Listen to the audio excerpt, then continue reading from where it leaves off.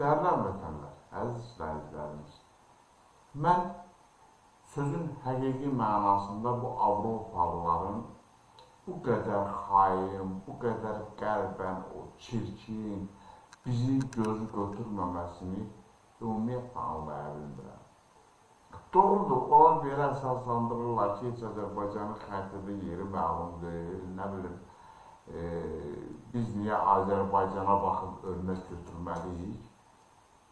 Amma götürməli örnəklər bizdə o qədərdir ki, Ginnesin rekordlar kitabını yox, Ginnesin rekordlarının daha üstün rekordlarını bizdə görməmək üçün gərək elə o kitabı təsir edənlər kimi kor, kar və lal olsun.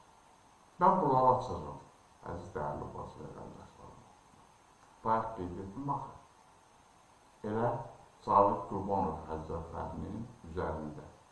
Elə fikirləşməyin ki, mənim Cavid Qurbanovla düşmənçiliyim var və yaxud mən Cavid Qurbanovla ata-babamın düşmənçiliyi var. Yox, xeyr. Onlar Ağlaban kəndinədirlər, biz rayonun mərkəzindənik. Yəni, mən Kəlbəcər rayonun mərkəzindənəm. Onlarsa, yəni Qəmər Qurbanov Ağlaban kəndindən gəlib və rayonda ilk olaraq ədəbiyyat müəllimi kimi fəaliyyət göstərib, hansı ki, heç bir ədəbiyyatçı sifəti də olmayıb. Onun üçün ədəbiyyatı ona tərk edib qəbul olub ondan. Mən belə yəqin ki, o da Cavid Qurbanov kimi gecə oxuyub, bilmirəm, gündüz oxuyub, gecə oxuyub, bu onun öz problemi.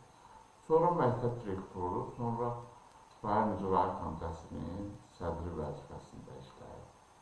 Bax, belə vəzifə pillədir. Daha sonra isə